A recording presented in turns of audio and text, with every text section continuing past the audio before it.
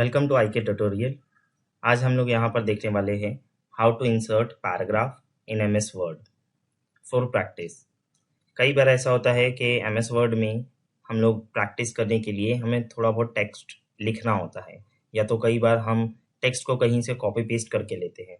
But copy paste या लिखने की ज़रूरत नहीं है। अगर आप सिर्फ प्रैक्टिस कर रहे हो तो प्रैक्टिस करने के लिए वर्ड में एक फंक्शन होता है जो कि पहले से इनबिल्ड होता है, जिसको लिखकर हम लोग यहाँ पर रेडीमेड टेक्स्ट को इंसर्ट कर सकते हैं। और साथ ही साथ में इसमें हम जितना चाहे उतना पैराग्राफ इंसर्ट कर सकते हैं, चाहे 1 पेज के लिए चाहिए या 10 पेज के लिए चाहिए। सबसे पहले हम लोग अपना एप्लीकेशन ओपन कर लेते हैं। मैंने विंडो आर प्रेस किया, वहां पर टाइप करना है विन वर्ड, एंटर करना है। विन वर्ड लिख के जैसे एंटर करोगे तो आपका एप्लीकेशन ओपन हो जाएगा। यहाँ से मैंने ले लिया ब्लैंक डॉक्यूमेंट। ब्लैंक डॉक्यूमेंट लेने के बाद में जैसे कि ये आपका वर्ड एप्लीकेशन तो ओपन हो गया है। जब भी हम लोग किसी एप्लीकेशन को ओपन करते हैं तो नॉर्मली फर्स्ट चीज जो होती है, यानी कि ओपन करने के बाद में जो फर्स्ट इंटरफेस जो आता है उसको बोलते हैं वर्क स्पेस। वर्क स्पेस यानी जहां पर हम लोग काम करने वाले हैं। बेसिकली यहाँ पर वर्क स्पेस में जैसे कि आप देख सकते हो, सबसे पहला जो ऊपर की तरफ में ये जो बार होता है इसको बोलते हैं टाइटल बार। टाइटल बार में हम अपने डॉक्यूमेंट का टाइटल देख सकते हैं। देन उसके बाद में होते हैं हमारे यहाँ पर फाइल, होम, इंसर्ट, डिज़ाइन। ये हमारे मेन्यू बार या टैब भी बोला जाता है इसको normally. Reference tab, design tab, home tab, ऐसे। और जैसे कि आप देख रहे हो हर टैब के अंदर अलग अलग आपको ऑप्शंस देखने के लिए मिल जाते हैं, यानी कि जो चीज़ों को हम प्रैक्टिकली यूज़ करेंगे उनको ऑप्शंस बोला जाता है। और नीचे की तरफ में कुछ नाम लिख कर आएगा, like clipboard, font, paragraph, style, editing. ये सारे जो होते हैं इनको ग्रुप बोला जाता है। और जैसे कि आप देख रहे हो बीच में सेंटर में यहाँ पर हमारा पेज दिया गया है।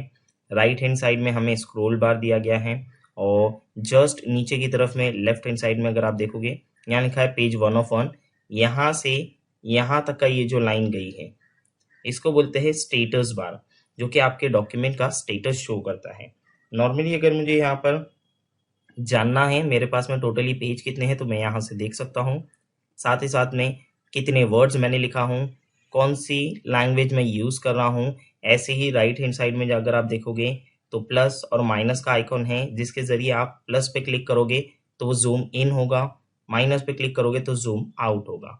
जैसे कि मैं यहाँ पर थोड़ा जूम इन कर लेता हूँ और इस तरह से आ जाता हूँ। ध्यान रहे पेज के कभी भी, इवन हम अपने बुक में भी कभी भी कोई चीज़ लिखते हैं तो यहाँ से, पेज के यहाँ से नहीं लिखते, चारों तरफ का जो एरिया होता है। यानी देखो अगर मैं यहाँ पर पेज में कुछ भी लिखता हूँ तो यहाँ पर टेक्स्ट यहाँ से लिखना स्टार्ट हो रहा है, यहाँ से नहीं। क्योंकि ये जो साइड के एरिया होते हैं, जैसे कि मैंने बताया इवन हम लोग बुक में भी अगर लिखते हैं तो हमें यहाँ से नहीं लिखना होता है, चारों तरफ पेज के मार्जिन छोड़ा जाता है और उसके बाद में हमारा टेक्स्ट यानी कि डॉक्यूमेंट लिखना स्टार्ट होता है। अभी हम लोग यहाँ पर देखेंगे कि अगर मुझे यहाँ पर टेक्स्ट की ज़रूरत है, मुझे ऑप्शंस की प्रैक्टिस करना है और मुझे टेक्स्ट की ज़रूरत है तो टेक्स्ट हम लोग किस तरह से ले सकते हैं। जैसे कि मैंने बताया वर्ड में एक फंक्शन होता है, यानी कि एक फॉर्मूला होता है जिसके ज़रिए आप टेक्स्ट को ले सकते हैं। फॉर्मूले का नाम है रैंडम, और रैंडम को शॉर्ट फॉर्म में लिखना होता है RAND। याद रहे जब भी हम लोग कोई फंक्शन, कोई फॉर्मूला यूज करते हैं, लिखते हैं तो स्टार्ट होता है इक्वल्स टू, यानी कि इज इक्वल्स टू। बिना इसके कोई फॉर्मूला स्टार्ट नहीं होता है। एक्सेल में भी हम लोग कई सारे फॉर्मूले यूज करते हैं तो बिना इसके कोई फॉर्मूला स्टार्ट नहीं होता है। तो जैसे ही मैंने इज इक्वल्स टू लिखा, मुझे लिखना है रैंडम का शॉर्ट फॉर्म RAND।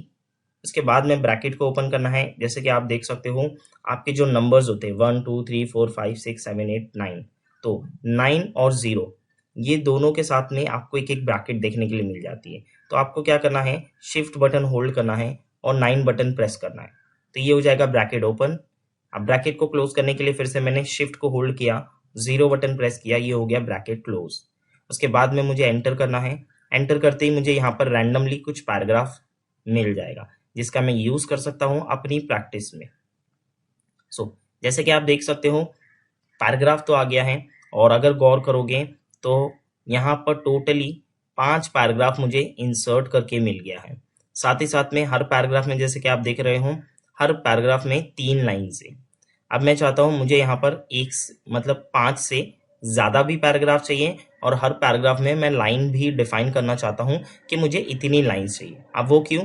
क्योंकि वर्ड में कई ऐसे ऑप्शंस भी होते हैं जिसमें जब तक आप ज़्यादा से ज़्यादा पैराग्राफ नहीं लोगे तब तक आप उस ऑप्शन को अच्छी तरह से प्रैक्टिस नहीं कर पाओगे। ऐसे नहीं है कि प्रैक्टिस नहीं होगी बट समझने के लिए, अच्छी तरह से समझने के लिए हमें ज़्यादा से ज़्यादा टेक्स्ट लेना ज़रूरी होता है, तभी हम उसे अच्छी तरह से समझ पाते हैं। तो मैं एक स्टेप पीछे आ जाता हूँ। ध्यान रहे ऊपर की तरफ में टाइटल बार पे आपको कुछ ऑप्शंस मिलते हैं जो काफ़ी बार हमें डायरेक्ट टू डायरेक्ट यूज़ करना होता है, जिसको बोलते हैं शॉर्टकट ऑप्शंस या शॉर्टकट टूल्स। सेव करना हो तो यहाँ से भी कर सकते हो, बट फिलहाल मुझे एक स्टेप पीछे लेकर जाना है जिसका नाम है अंडू। अंडू यानी कि स्टेप्स को पीछे लेके जाने के लिए यूज होता है और उसका शॉर्टकट है वहां पर कंट्रोल जेड। यानी कि अगर मैंने कंट्रोल जेड प्रेस किया तो वो एक स्टेप पीछे आ जाएगा। मुझे जितने भी स्टेप पीछे लेकर जाना है कंट्रोल जेड करता जाऊंगा उतने स्टेप्स वो पीछे आता जाएगा। ठीक है, या अगर मुझे स्टेप्स को आगे लेकर जाना है कंट्रोल वाई रीडू। सो फिलहाल मैंने जो फंक्शन लिखा था bracket open and bracket close करने के बाद मैं अभी फिलहाल क्लोज वाला ब्रैकेट हटा देता हूं और यहां पर मैं लिखता हूं मुझे कितने पैराग्राफ चाहिए। यानी कि आप नॉर्मली जब पैराग्राफ यानी फंक्शन लिखते हो तो आपको 5 पैराग्राफ, हर पैराग्राफ में 3 लाइन्स दिया जाता है। अगर मैं चाहूं तो मैं वहां पर लिख कर बता सकता हूं कि मुझे कितने पैराग्राफ चाहिए, या कॉमा लिखकर हम लोग ये भी बता सकते हैं कि कितनी लाइन्स होनी चाहिए। अगर आपने सिर्फ 50 लिखकर ब्रैकेट क्लोज किया, एंटर किया, तो वो 50 पैराग्राफ तो दे देगा, लेकिन सेम हर पैराग्राफ में 3 लाइन्स देगा। ऐसे ही मैंने क्या किया, 50 के बाद में कॉमा लिखा और मैंने बता दिया 5, यानी कि हर पैराग्राफ में मुझे 5 लाइन्स चाहिए।